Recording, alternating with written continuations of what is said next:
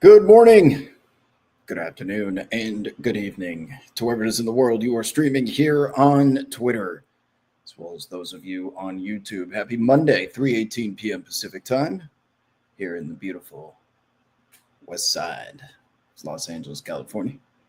A little chilly today. It was 71.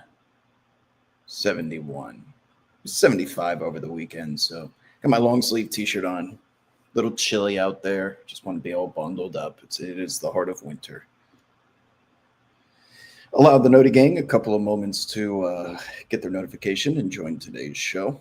Not a lot of action to look forward to tonight. I'm starting to get injury reports about the games tomorrow. OKC could be missing a majority of their starters, but only 3 games left on the slate as Hornets versus Pelicans was moved up due to the weather there in Charlotte. But other than that, slim pickings tonight across the association. So maybe this is an opportunity to expand our conversation past sports and basketball. That would never happen on this show.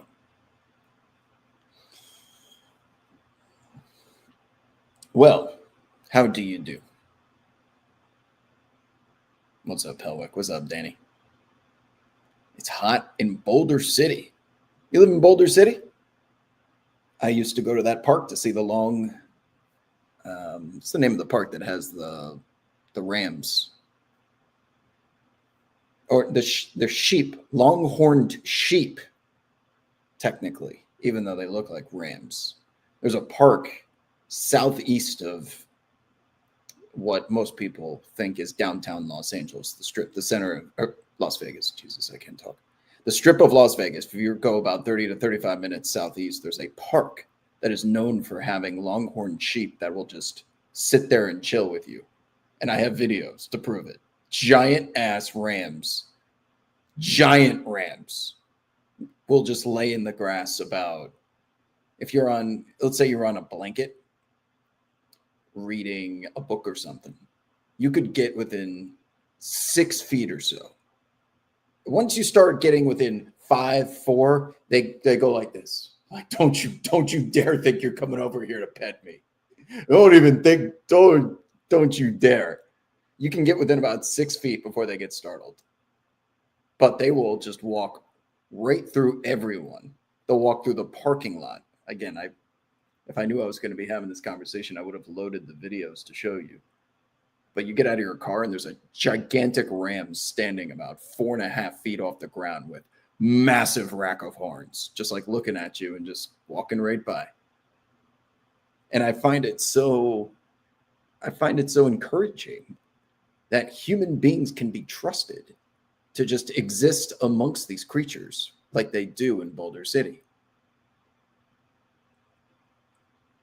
It's just unique, that's all. Look at that. What are the Charlotte Hornets in now? After this win today, have they cracked the play-in tournament in the Eastern Conference? Let's find out. Where are these standings? Let's take a look at these, huh? I'll give you the benefit of the doubt. Where are we at, Charlotte? Right here. Charlotte's 23-28. They've passed the Bucks. And now they're knocking on the door with the very prestigious ground that is always occupied by our beloved Chicago Bulls, who are perpetually, for eternity, locked in 9th place in the Eastern Conference. The Hornets are moving their way up to participate in that game we look forward to every second week of April.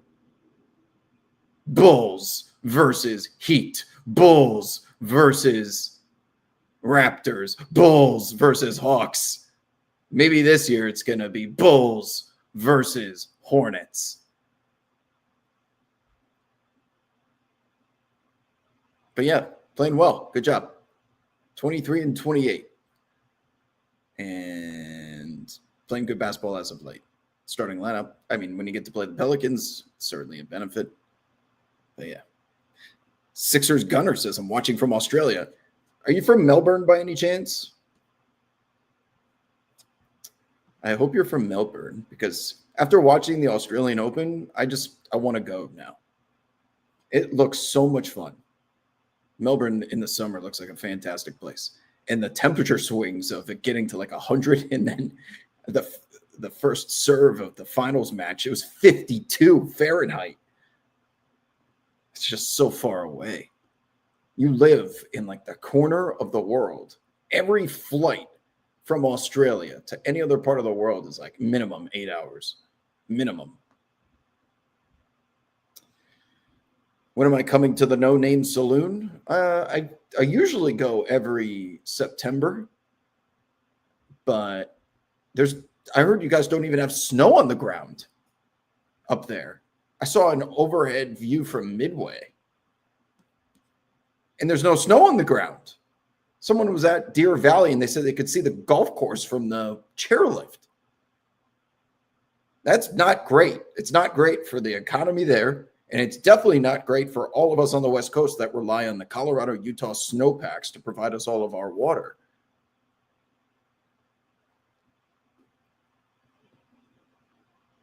Musa Diabate changed my life.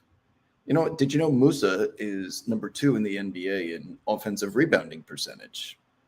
And he is a distant second from number 1. And this isn't meant to be an insult or slight, but number 1 is just so obviously unique and an outlier. That's just how much better he is than the rest of the world at that specific role. And that's obviously the Block Nest monster, Mitchell Robinson. Hitch says, I'm coming to LA for All-Star Weekend. Any tips, recommendations? Go find yours. Well, okay. This is LA, and it's the antithesis of the population density of Manhattan. This is a very, very sprawling metropolis. So when you say you're coming to LA, where are you staying? Is it near the arena? Are you staying at the beach? Like, your entire experience in Los Angeles could be dependent on where you decide to stay, what you're into, and how long your commute is to whatever activities you're participating in. For me, I don't even own a car. I live at the beach.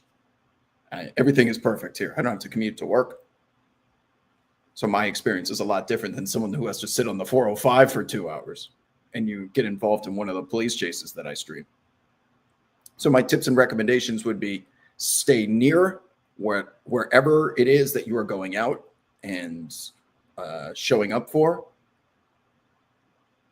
The most popular places are West Hollywood, Beverly Hills. Culver City is a good option because it's so central. Everything's new, and it's a transportation hub.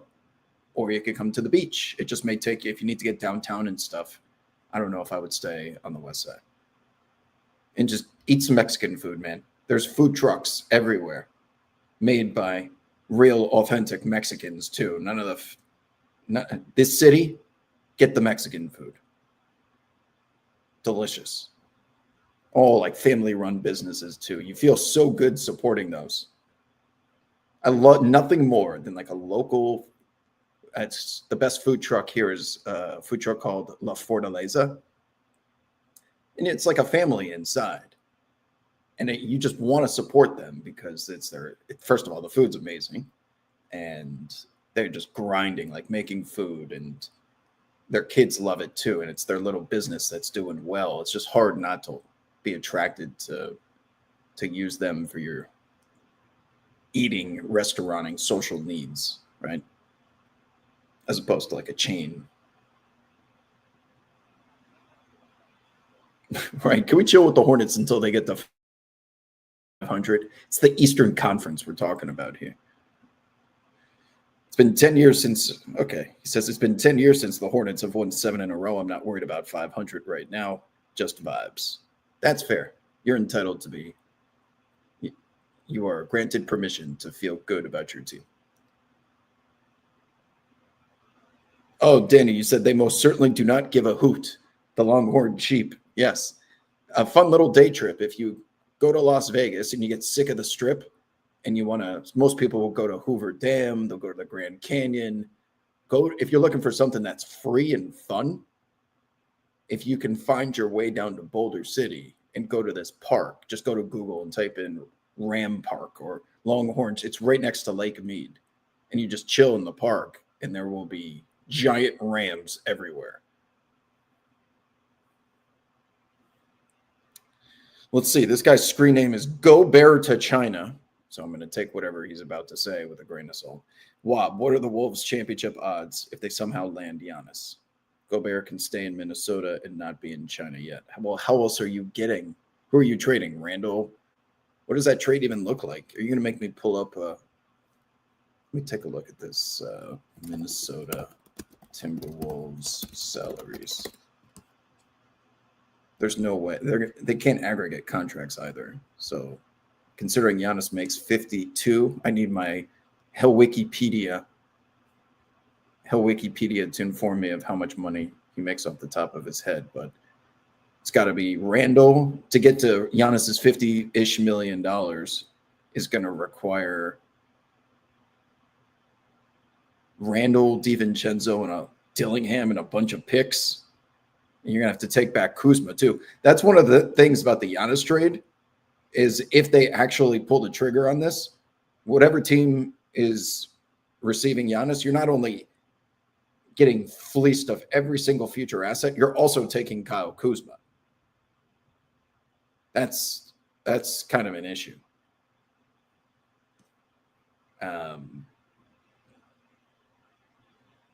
Yeah, no thanks on that.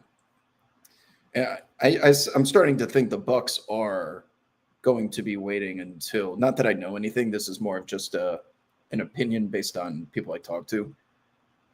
I have a feeling the Bucks are going to wait until the summer to trade Giannis because more picks become available to teams. Books are opened up. You can take on more money because certain guys' contracts expire. And if you put it this way, there's going to be one of these three teams cannot make the Western Conference Finals, let alone the NBA Finals. Rockets, Spurs, Thunder. And I just wonder, despite them all being in pretty good positions, whichever one of those three teams does not make the conference finals, are they going to feel like, well, we had an early exit. We need to do something pretty drastic to not justify, but resolve why this didn't work? Or are they going to continue to just play it out? And let's say Oklahoma City falls somehow to San Antonio in the second round or falls to Houston. Like, would they sit there and say, you know what? Chet is a little bit more expendable than we thought he was. How close we were to J-Dub becoming the main character of the playoffs last year for not the right reasons until he had that monster response in rebuttal. He was really struggling in that Denver Nuggets series. And if they would have lost that game 7, J-Dub, I think, would have been traded for someone like Kevin Durant. But J-Dub played well. They ended up winning the title. He's got his extension and all the above. And for now, all is well. But the financials of the Oklahoma City Thunder are going to change because Lou Dort is going to be the big question on what they do with him. Eventually, Isaiah Hartenstein. And they have all of those first rounders waiting to get play time and get into the rotation. I wonder if there's a world that if we feel like we can no longer compete with Victor Wembanyama because we lost, let's say, 4 out of 5 times to them during the regular season, or potentially 3 out of 5 times, and then we lose in a playoff series, that Chet Holmgren is just not a guy that we can have on our team for the next 5 years if we want to beat them 4 out of 7 times, the San Antonio Spurs. So why don't we package Chet Holmgren and a whole bunch of picks and attractive. They're obviously the best trading partner for Milwaukee.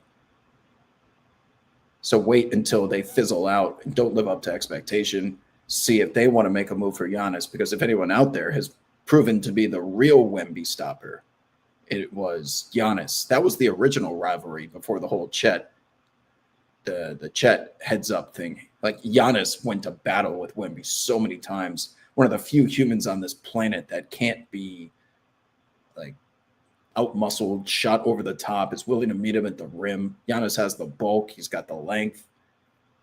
They had some pretty fun games there when Wemby first arrived to the league.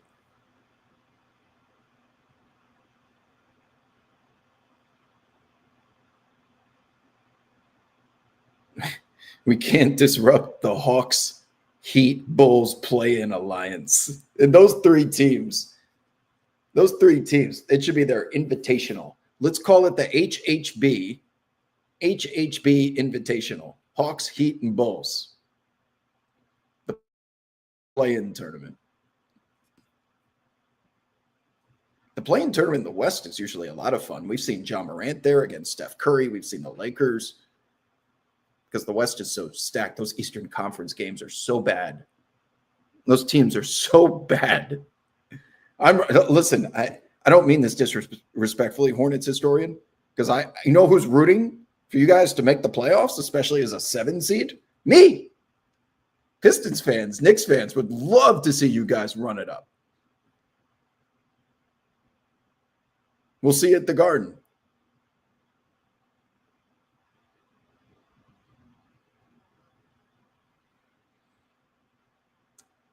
Can you ask AD what happened with Jordan Poole and James Borrego?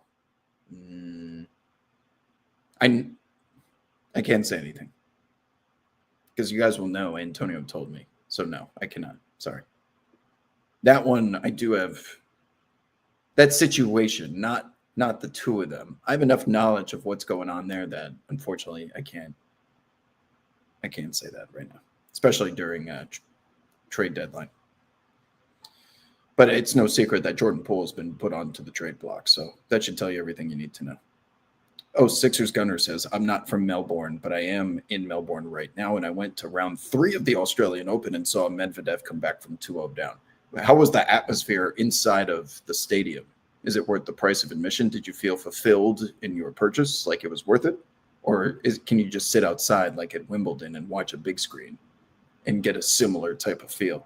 If you were in the building for either of those semifinal matchups on the men's side, oh my God, I'd pay $1,000 to go watch that.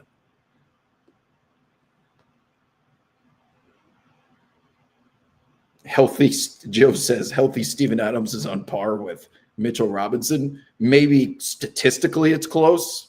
Not even eye test. There's no one. Mitchell Robinson is probably, if it wasn't for Dennis Rodman, the best offensive rebounder that I've seen since I've been alive. Dennis Rodman, Ben Wallace was more of a defensive rebounder. Offensive rebounding is a different skill. I mean, it's not even close. That dude against Rui, LeBron last night, even DeAndre Ayton, the way he just manhandles you establishes position with this low center of gravity and then just rips balls out of the air. And now Mitchell Robinson's getting cocky, by the way.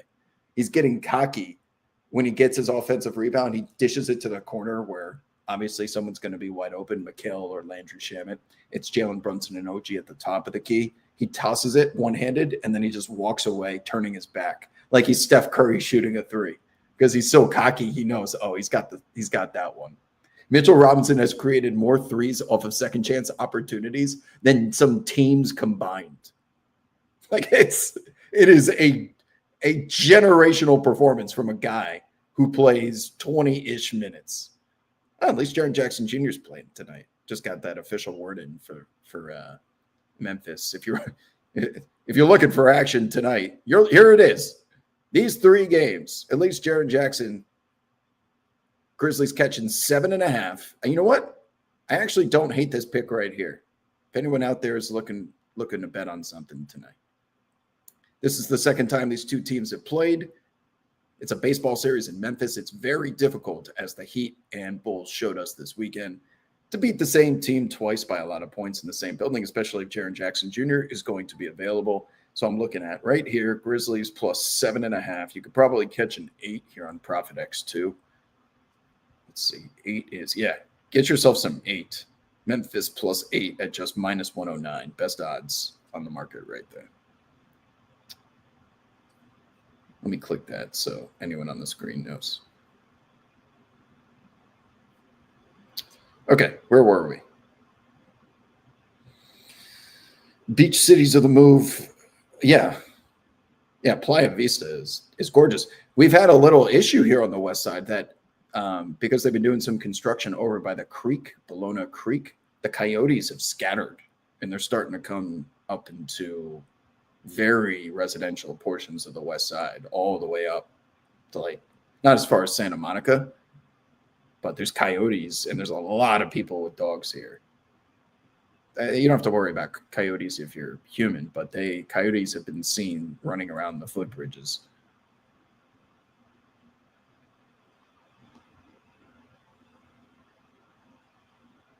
Cone Enforcer says that second play in blowout hurt me. What do you mean? Unspeakable. What does that mean?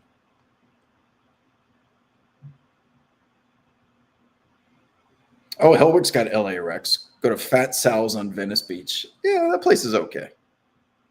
I mean, you were that pleased with the sandwich at Fat Sal's? I thought usually it's just a basic sandwich place, but hey, if you liked it. If you would have kept going down the street there's plenty of options on that entire Washington Boulevard. But yeah, that whole little cul-de-sac in Venice is the Whaler's right there too. You can get some good food at the Whaler.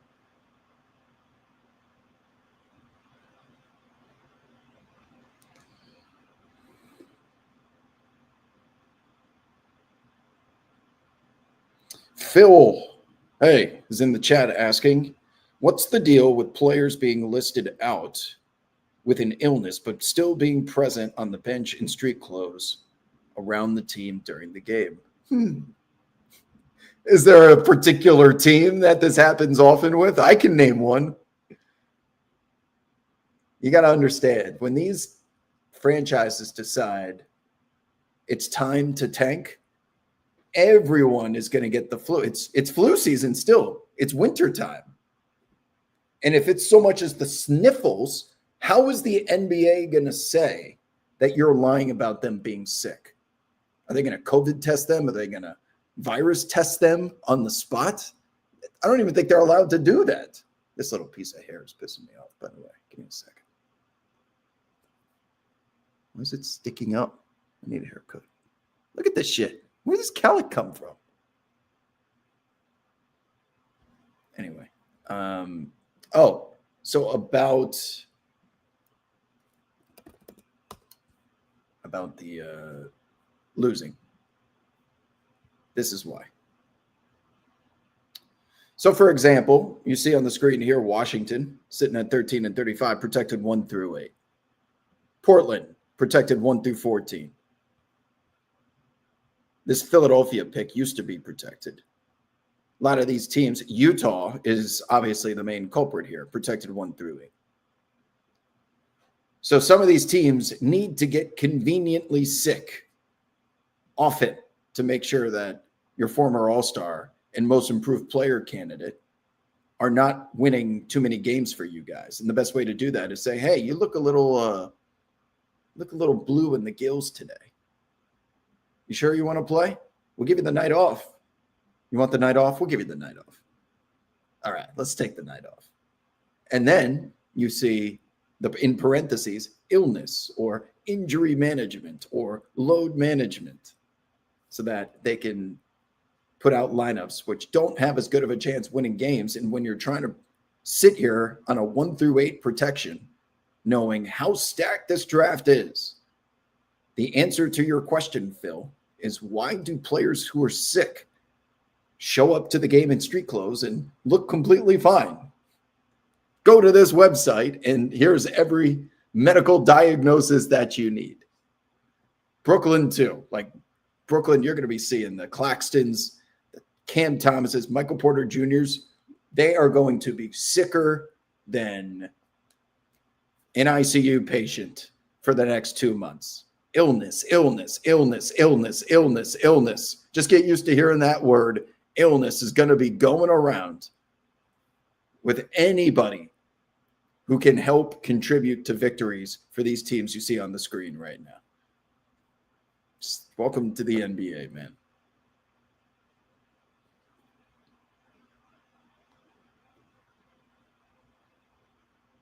Alcaraz has the highest winning percentage ever in 4+ hour games. Sinner never won a match. Oh, interesting. Yeah, boy, is that a bummer that Sinner didn't get Alcaraz. He has the career slam at 22. And Djokovic played so well in the final too, man. Alcaraz is just a fucking wall. Golly, he's good. HBH Invitational sounds nicer. Oh, just drop the. Just Facebook. I watched that last night. You know, you can watch it for free on YouTube. You can watch The Social Network for free. And you know what? We're going to go Paulie Gutierrez right now because I'm getting sick of his hair. It's starting to get long. You can watch A Social Network for free on YouTube. So easy.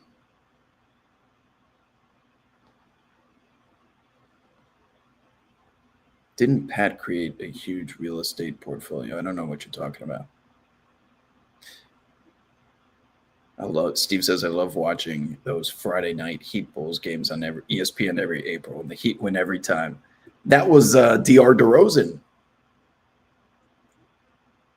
I wonder how old she is now. It's been 3 years since that, when she was screaming in everyone's free throws. And the play-in tournament is responsible for some fun moments. Nobody outside of sickos cares. I can't name a single mainstream sports fan or normal person in society that's like, yes, I'm going to watch the Eastern Conference play-in tournament. Those games between the HBH Invitational. Nobody is going out of their way to watch that. I still don't mind the idea, but this is part of the reason why so many sports fans don't care about the NBA regular season, because technically, if you include the play-in tournament, 2/3 of the entire league makes postseason play. We'll just call the playoffs 1 through 8, but postseason includes the 9 and the 10 seeds. So, like, why would I care? I honestly, I don't know. I couldn't tell you. And what did you guys think, real quick? Sorry. You know what? And before I start rambling, I'll continue to read. I was going to ask you guys about I thought NBC nailed Basketball Night in America. NBC, so good. Pre-game show was fucking on point. Lakers Knicks delivered. Great basketball games. Star power, the aura, the Roman Coliseum of Madison Square Garden was all there. It all checked every box. The only thing that it didn't deliver on was there were 7 games going on concurrently at some point between the pregame show and the game ending.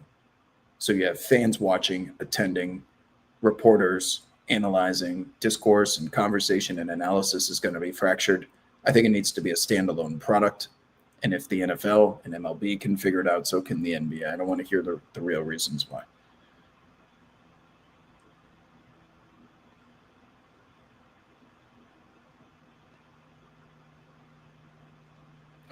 Herman says, please discuss Chauncey Billups' role in Denny Avdia's All-Star season. Like, is Chauncey Billups ever going to coach again? Aren't you just fine with Tiago Splitter? Caleb Love. They've been doing this without Dame, Scoot, Chauncey, and they've had Caleb Love step up. Denny's obviously an all-star, and he has now checked the major box prerequisite for winning Most Improved Player, which is first-time all-star.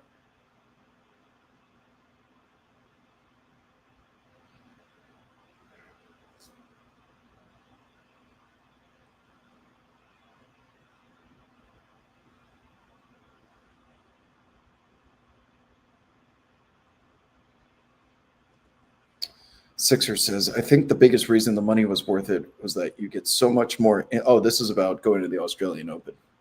You get so much more insight into the players' mood swings, and you can feel and sense the momentum so much more than watching it on TV. Oh, interesting. Noted. Thank you.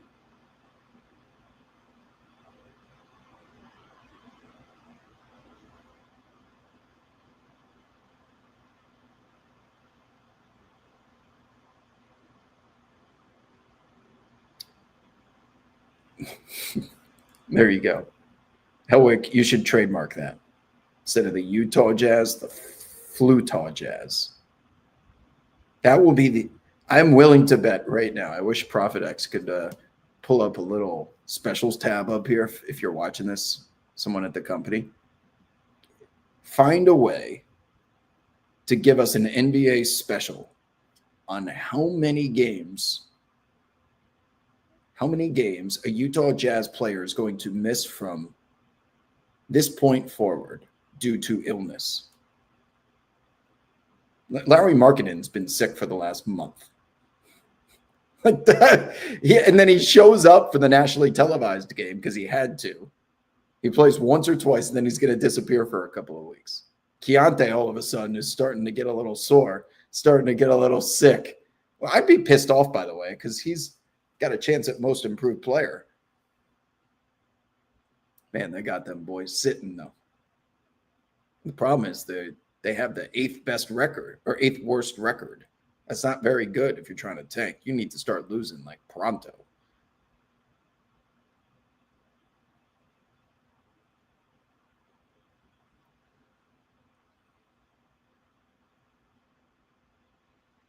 Oh yeah, the Bucks even have reason to lose as much as possible now because their pick is in a swap with New Orleans, which goes to Atlanta. So there is no possible way for the Bucks to get the number 1 overall pick. But if they are, let's say, able to get the number 1 and then New Orleans got the number 2, the Bucks would get the number 2 pick because of the swap. So yeah, they still should lose as many games as possible.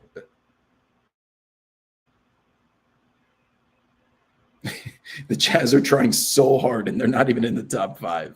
You're right. Wait, where's my page here? Here it is. Let's see. The Jazz are okay, so they've lost 6 in a row. Yeah, they're only in 6th in the Tankathon standings. They're trying. How far are they? So they're 4 full games behind Sacramento. They got time. They're 4 losses behind Sacramento. They got time. And they definitely don't want to finish 6th because their pick is protected 1 through 8. And if they get jumped, they could lose it. Or it like liquidates into something or gets swapped. But they're trying to keep their top pick for sure. You better believe they want Tabonsa considering how much Ryan was involved with getting him to BYU.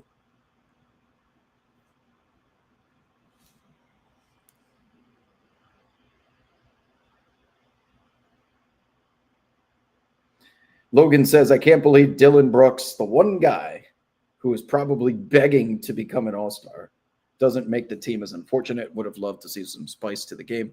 Yeah, I mean, I also was looking forward to a LeBron Dillon Brooks team photo. But unfortunately, he's not the biggest snub. That's going to be Kawhi Leonard. So let's now discuss really quickly the process of what's about to happen. Giannis Antetokounmpo is not going to be able to play due to injury. He's also one of the world players. I think they have 8 guys right now, Hellwick, if I'm not mistaken. Do they have 8 or 9? Which means they're going to find a replacement for Giannis from the Eastern Conference. Since Siakam has already been selected, which was crazy, by the way. That was an absolute, no from me. Still a no. I can't believe he got in, even though he's a good player. You might as well put Michael Porter Jr. in, too. Fucking kidding me? They're terrible. Anyway, well, before I started complaining. Oh, so Joel Embiid. Because are we doing this based on who they play for in the national team? Because Karl Anthony Towns is going to be put onto the world team, if so, because of his place for the Dominican Republic. Norman Powell plays for Team Jamaica. But Joel Embiid, despite being from Cameroon, plays for Team USA. So are we just making shit up as we go? And do we have the ability to replace Kawhi Leonard with someone in the Western Conference? Because Kawhi's got to be in there. And I really wanted to get into my conspiracy theories, put some tinfoil on my head about coaches kind of group thinking Kawhi not to be picked as a reserve because of the scandal that's going on. But because the game is played in his home gym, Kawhi is averaging more points per game than he has at any time in his career.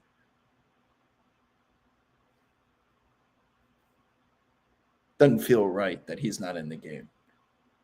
Who would I have? I would have had Kawhi in there instead of Deni Avdija easily. Denny's going to be most improved player, but let's not act like Portland is the Phoenix Suns when it comes to overachieving records in the Western Conference. If they were using records, then Dylan Brooks would have gotten it. But Kawhi has been almost, well, not single-handedly because of James Harden, but his reemergence into the starting lineup and main rotation has resulted in that team going from last place to now nearing 500. So you can't really use the poor record reasoning to keep Kawhi out.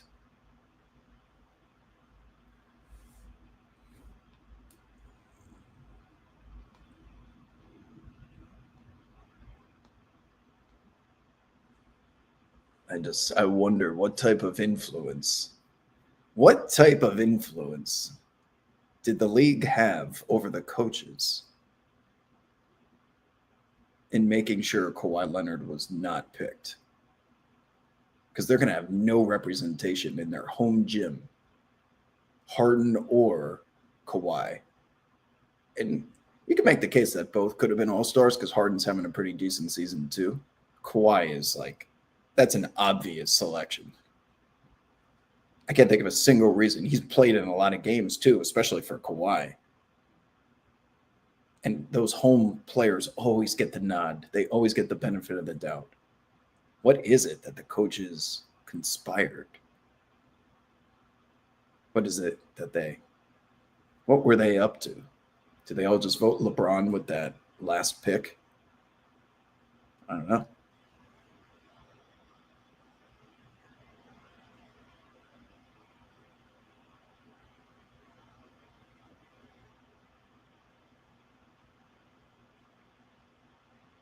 Remember when I tried to deny that Siakam would be an all-star? Yeah, and I still deny.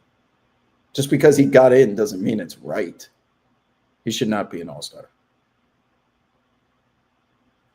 That's not even close.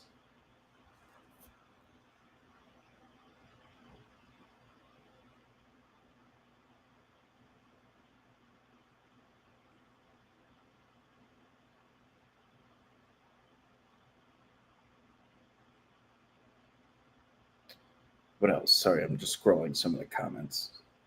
Joe says Siakam making the All-Star is awful. That team is so bad.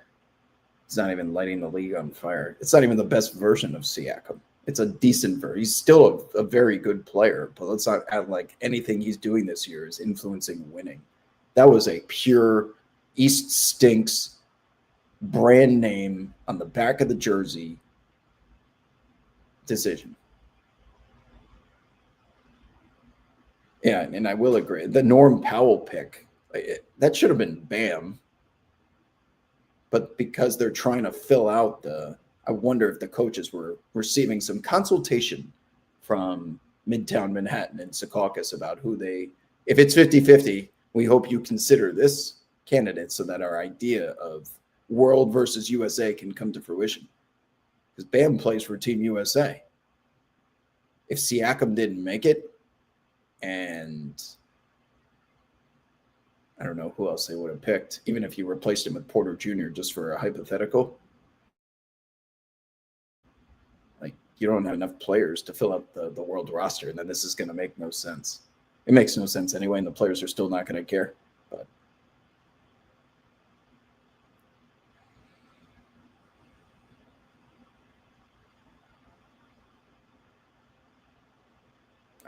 I asked so today on the show we had Sam Mitchell on for Antonio because they moved up the Pelicans versus Hornets game, and I asked Sam. He's obviously been a head coach. He was coach of the year once upon a time, and I asked him, do coaches participate in groupthink when you are asked by the NBA to vote for the reserves? And he said no, they pretty much do it independently. Which I'm going to believe, but now, is there any sort of influence on the voting process from HQ about who they should think about and consider? I don't know. That's why I'm putting on proverbial tinfoil.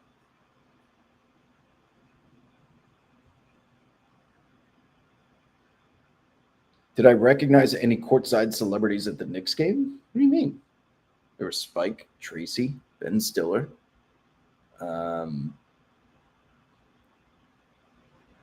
Who else was there? Oh, Bobby Bacala. Chalamet. Yeah, well, it's all the usuals.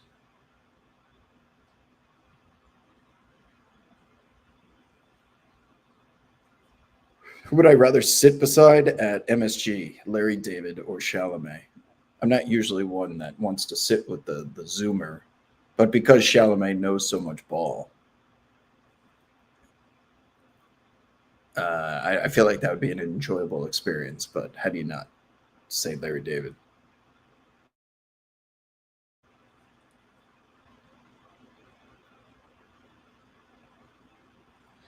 Do we think the head coaches actually fill them out, or is it like some lower level assistant trusted to do it, which happens with college? Coach made it sound like today he did fill out his own ballot, but there's 30 of them. Is it treated the same way that the players? And you see how many times the players are just fucking around and click George Niang, Bronny James. They misclick all the time when they submit. Like they don't give a shit. Something tells me the coaches do take the time to actually care. I wonder how much bias goes into that, though. Like, man, I just don't like that dude. I don't like coaching him. I don't like playing against him. He's not getting my vote. And 1 out of 30, if it's just 30 head coaches, is the entire, maybe it's assistant coaches too, former coaches. I don't know the entire voting base, what it consists of, but if it's just the 30 head coaches, each vote holds a ton of power. It's what? That makes it practically 3.5% of the total. That's a lot of influence. Chicky Nuggies says the world is caught up, yet they can barely scrape together a world all-star roster. I don't know if that's the rest of the world has caught up. And there's 3 teams of 8, so the world is going to make up 33% of the all-star roster.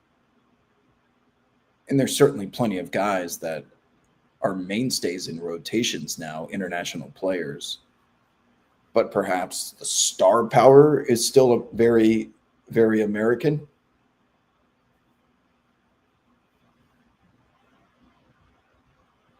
I'd love to be sandwiched between Lorraine Bracco and Edie Falco. The stories. I'm right there with you. A lot of Sopranos characters. There's a process, though, for celebrities to get those seats at Knicks games. You have to be super friendly with James Dolan. You have to be willing to show up to the Tuesday night games against the Wizards. Because the Knicks can never have a night where stars aren't there. It is the event in the city. And James Dolan has always been adamant on making sure those seats are filled with recognizable musicians, actors, artists, all the above. So there's probably some requirement that if you want the Lakers tickets, you gotta come to the Wizards games. But yeah, the Knicks blow out the competition, even the Lakers.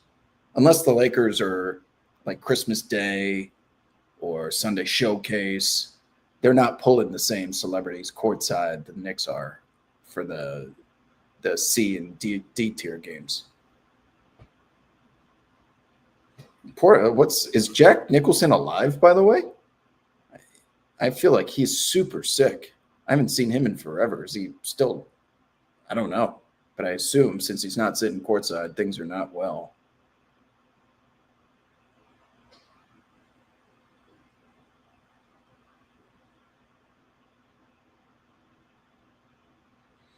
Logan says, I loved your spot on Pablo Finds Out a few months ago. Never thought I'd see the LeBron pitch video. He found that. I didn't even really know about that. But we talked about it for like a week or so, how we wanted to handle that. And then ended up bringing Jason as well for a little comedic relief. I thought it would be better as a group conversation than just one-on-one with me. And I had a feeling there was going to be all of Dolan's friends in there, the Weinsteins. I was worried about Epstein popping up, of course, Donald Trump. And I was very pleased with how the conversation went and the presentation of the video.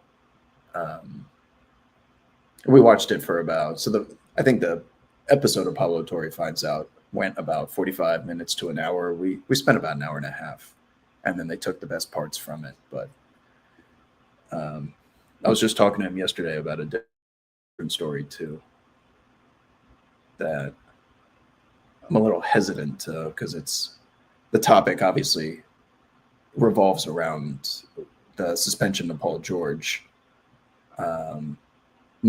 Not like investigating what he actually took, because you can't, that's someone's private business, right? That's not what the story would be about. It was something adjacent to that. But I appreciate his thorough process of story delivery. And I've known him a long time too. So just bouncing ideas off of him has always been something worth my time.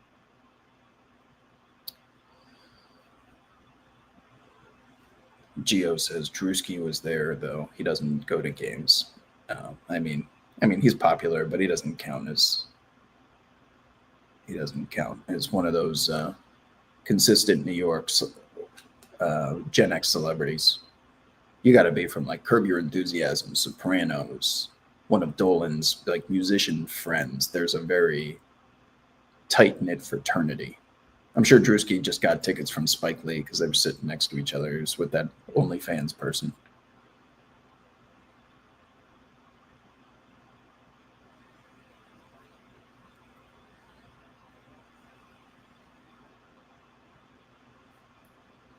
Situation with Terry Rozier. Today the news dropped that he won his grievance against the league, so he's going to be paid his contract.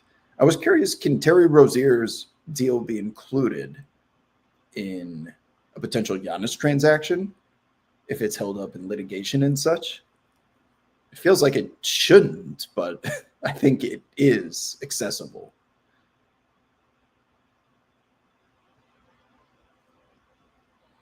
Logan says, my first thought reading PG's statement was either a stimulant like Adderall or antidepressant. I don't know. I don't want to speculate, of course. Yeah, I'm the same way. Because Paul George has been very public with going through it. He has some mental health issues. And if I'm sitting here saying like, oh man, you cheated, how could you? Like if there was a choice between harming yourself and abiding by the NBA, like it's the NBA rule book of what you can and can't take, obviously you got to take care of yourself first. The NBA can fucking wait. So it's his business. Hopefully it was something that simple, something that obvious, and then it's just on the list of drugs that are not permitted by the NBA, and it's not like steroids or recovery or something like that. But I kind of don't want to find out on that one. That just feels so like private. Because what if you get the information on Paul George took this, and then it's very clearly something that has to deal with his mentals, and then you feel like gross knowing that he's going through that he has to take that pill. Like I don't want to know that about him. That doesn't feel right. People are just looking for a gotcha, right? Doesn't that feel weird? Kind of feels weird. So he was willing and he was accepting of his suspension. No one's going to accuse Paul George of being on some steroid that's turned him into this 40-point scorer at his age, because he's not been performing that well. So it's kind of just something that happened. He'll eat his loss and we move on. There's also just a very drastic difference from real life movie star famous to internet famous. Right. Yeah, I understand Drewski's very popular with the younger generation, but you're kidding yourself if that person holds the same star power or clout as a major Hollywood A-lister from when movies were Movies determine the entire culture. Yeah. Like you got to be a movie star to be sitting courtside regularly at Knicks games, not a streamer or like an internet person.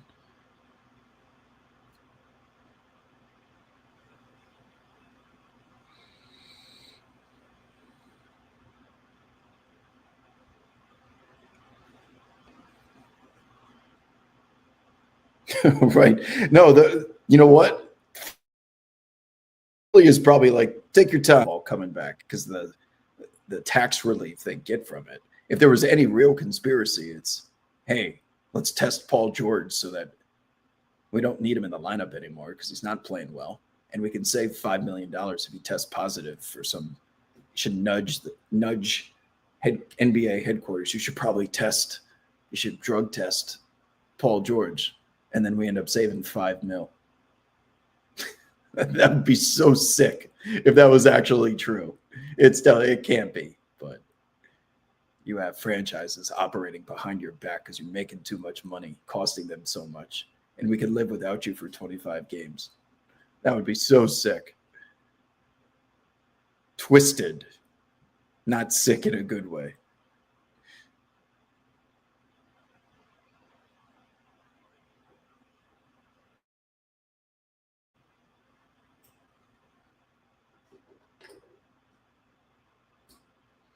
Any final thoughts as we coming up on 52 minutes? We'll go another 5 minutes or so.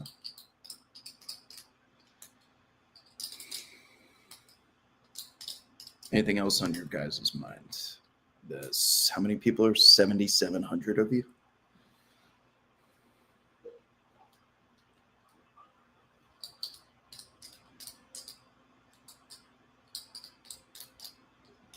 Were the Pacers today if they'd never trade Kawhi? He would have left the same way he left San Antonio. And honestly, George Hill ended up being the reason, not Roy Hibbert, not Paul George. George Hill ended up being the difference in that Knicks series. It wasn't like George Hill was a complete pushover. He was a very serviceable point guard for a long time. So it wasn't like we had a Johnny Flynn, Ricky Rubio, Steph Curry situation on our hands.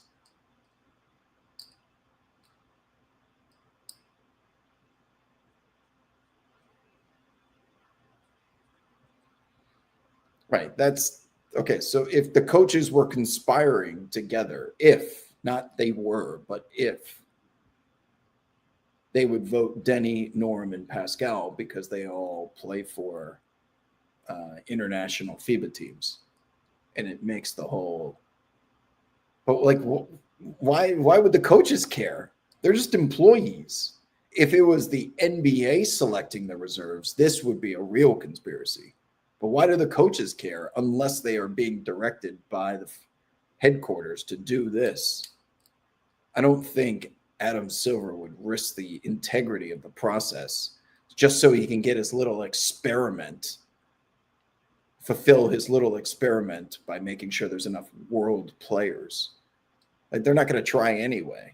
This dunk contest is going to probably be the worst of all time. I'll probably end up eating those words because someone will do something cool, but have we even named the other two candidates?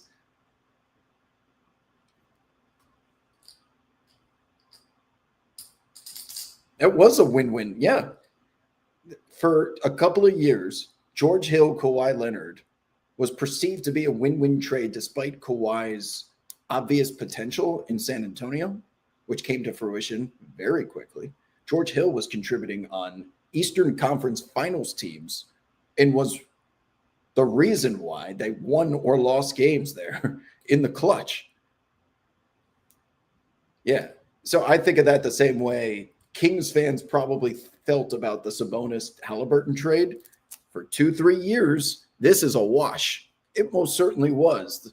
But the analysis of that trade was never going to be about the first couple of years that Indiana has control over Tyrese Halliburton once Sabonis' contract ends. That's when you're going to be in a little bit of trouble if you haven't won a championship by then. And obviously, we've seen what's happened since. Jay Huff would be hilarious dunk contest. He would be trying the most ridiculous shit. He would be out there looking like Woody Harrelson in White Men Can't Jump. It probably wouldn't work. We are so out of ideas that I have not forgotten about Jalen Green wearing an NFT around his neck. Was his dunk once.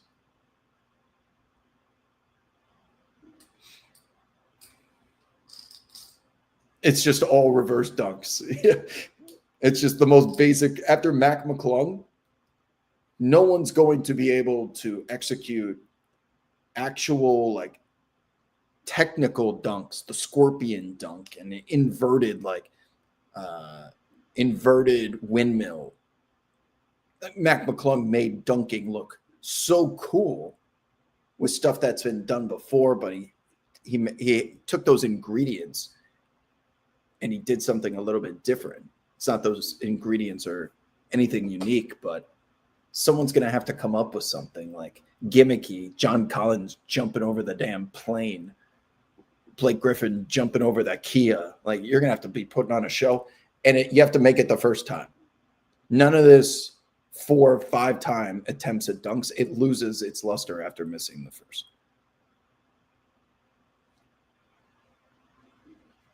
The Jalen Green dunk contest was the worst dunk contest. Yeah. That was the worst one I've ever seen. Is there an argument that Dwayne Wade ruined the dunk contest because he screwed Aaron Gordon when they should have just kept going? And now no legitimate dunker wants to participate because they feel like the judges are going to screw them. We're getting to the point of the NBA is going to have like Mr. Beast be a judge. That's their entire celebrity game is like streamers and shit for Gen Alpha, like for kids. Who the fuck are these people? They can't get an actual movie star to hoop. Get a bunch of YouTubers out there. Who the fuck knows who these YouTubers are unless you're a teenager?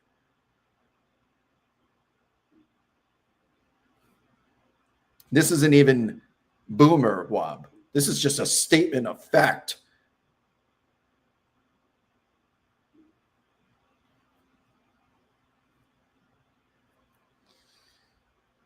Steph Castle had some good dunks, yeah. The NFT dunk. Oh my God. Oh my God. I'm in a surprisingly good mood for losing. I haven't looked at my account since crypto's crashed lately, but not having a good week. Why have I never been in the celebrity game? I think I was going to get invited to the Charlotte year. Was the year I was pushing for it, but that was when ESPN had it. They still might. I don't know if they have the celebrity game anymore. ESPN had it, and my roster spot that I was angling for was taken by Disney movie. They had to promote some, like they had to get five actors in there. It was part of their like deal or something, so I got bumped out. But just once I've been almost considered. And that was back like, so the Charlotte All-Star game was 2018, 2017. That was back when I was like hooping full time. I was ready to fucking go. And I would have wreaked hell on those apathetic players. I would have been out there busting my ass. I'm used to playing at like Venice Beach and Pan Pacific Park. I would have been getting physical like that. Those are the years also of, what was the Migos guy's name? Quavo? What the hell happened to those guys, by the way? Quavo was playing in a lot of those celebrity games. That was the type of level I was playing at. But now I just get hurt. I'm too old now.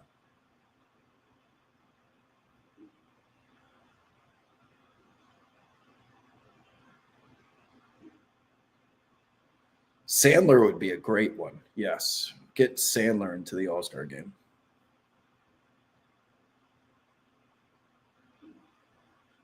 Every dunk has been done already. Swap it out for 1 versus 1. Sold. all of Saturday night. Keep the 3-point contest, but I'd like to see one-on-one grudge matches, individual like Steph versus Sabrina 3-point contest. That was cool. What's my NBA comp? I've said in the past, Kevin Love and Charles Oakley. I'll stick with that.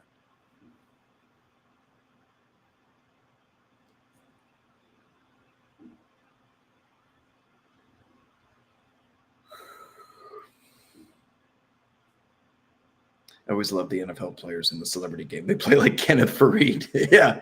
There's some big did they have Myles Garrett play once? I would not be standing in there taking a charge against him if he's out there. It's because most people on the floor are small. There's also females on the floor. You don't want to have Myles Garrett running at 20 miles an hour through a woman like that. They have WNBA players, but I'm talking about actresses or like influencers and stuff. Can you imagine how hurt they would get?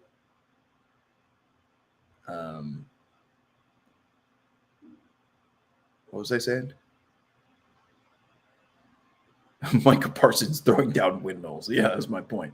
There's just usually the floor is occupied with players who are mostly just out there to get up a couple of jumpers and take some selfies, and it's part of their movie promotion. They have some film coming out that they have to show up and do this for.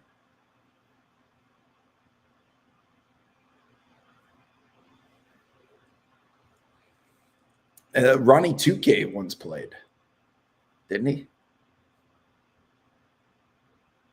He's pretty decent. Oh, Carly, good to see you. Did you wake up from your winter slumber there in the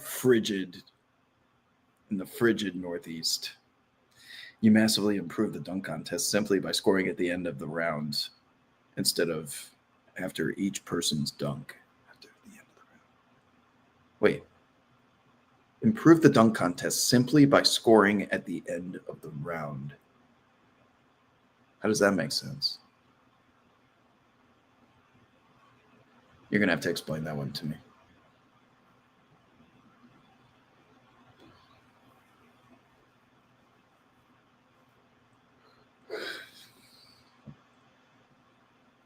Oh, wow. We're well over. I said I was going to go another 3-4 minutes, and I went 12. That tends to happen around here, but it's also an extremely boring night of hoops. And I'm trying to delay. I'm about to go make some spaghetti with meat sauce. Try and get us a police chase. I'm trying to wait as long as possible so I'm not hungry the rest of the night. I like that idea. That way you can't give a reactionary 50 and then the next person does a Benner dunk. Oh, okay. Oh, so you judge it. I get it. You judge it based on when everyone's done, then you give it out your grades so that they're in comparison to each other versus just the dunk in a vacuum.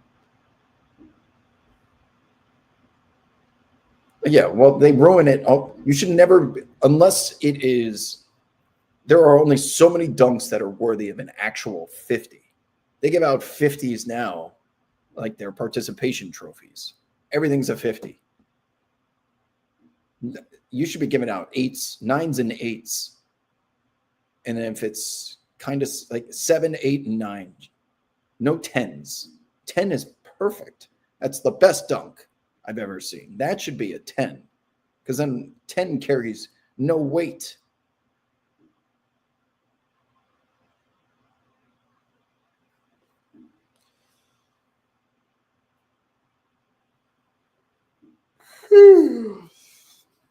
Well, I'll be around All-Star Weekend if anybody. I saw a couple at the beginning of the show. Some people said they're coming in for it.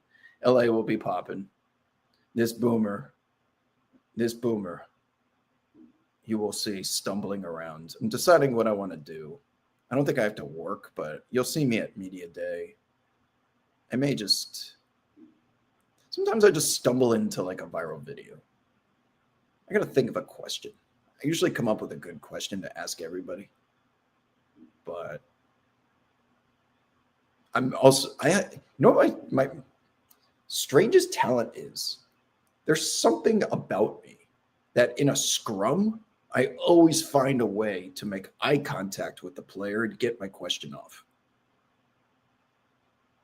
So many people are screaming and they got their phones up and the microphones and they're trying to get their question answered because they're putting together a compilation of all the different players that are answering the same question. I just have this way of always getting what I need from a player.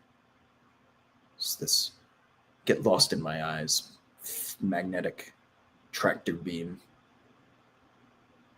But if you guys come up in the next couple of, let's see, we have about 3 or 4 more shows. If you can come up with a good question for me to ask either a player specifically or the players in totality that are going to be present, I'm more than happy to try and put together a little video because I will have access to them all.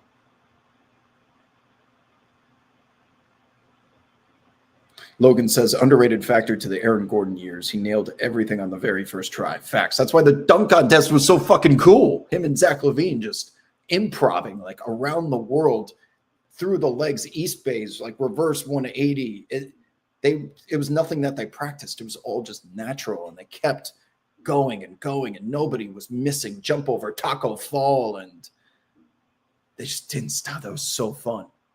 God, that was a great dunk contest. Once you see them attempt and fail once or twice, it ruins. No matter how cool the dunk is, there's some showmanship to nailing it on the first try.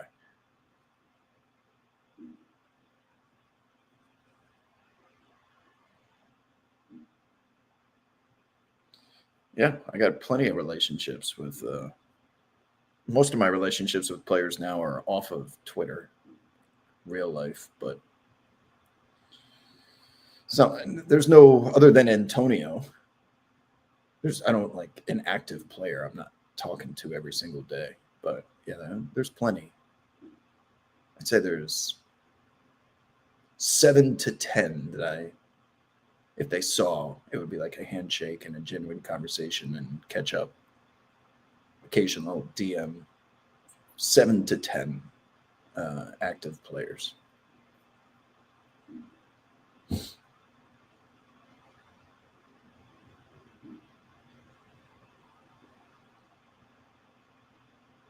They used to, yeah, but Twitter is just kind of dead. Like community and engagement, no one's really using Twitter the same way anymore. So players are hardly on there other than promoting their content elsewhere. There was once upon a time, players would be tweeting about their lunch and just engaging like they're Kevin Durant. It's really just KD is the only one now. Joel Embiid's gone. Any sort of community is gone. It's all fractured. Actual celebs tweeted casually, carefree on this app till the last few years, and then Elon took over and ruined it. Yeah, unfortunately, I think it's a product of society as well, but yeah, it's just not the same. Nobody's using the internet the same way anymore. 2018 to 2020, before COVID, people were that was the prime of using social media for communities, and they still exist, but on the NBA side, not as much.